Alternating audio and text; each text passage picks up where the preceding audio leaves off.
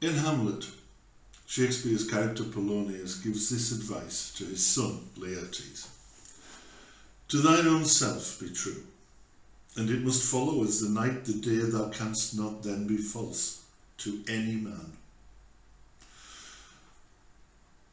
What Laertes is describing there is what we might now call integrity.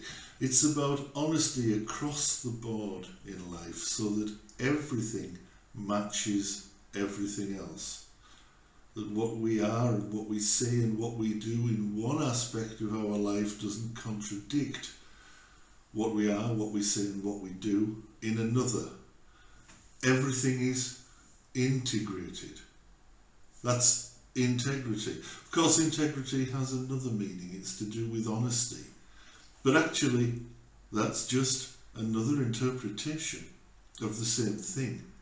If we are essentially the same person in every aspect of our lives, if we are integrated in character and personality, then we are by default honest. We can't be anything else.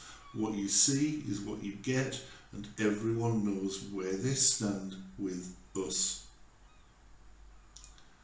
It's an incredibly mentally healthy perspective to take.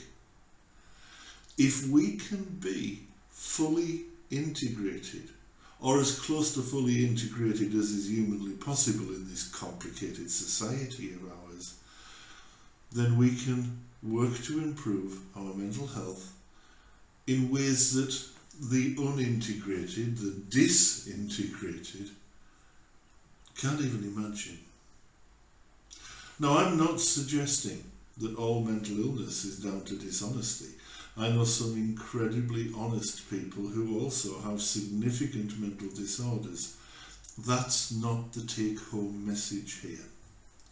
What I am saying is that people who haven't yet learned how to integrate all of the parts of their personalities, their character, their hopes, their wants, their desires, these people have difficulty squaring the circle between who they are and how they exist within the world around them.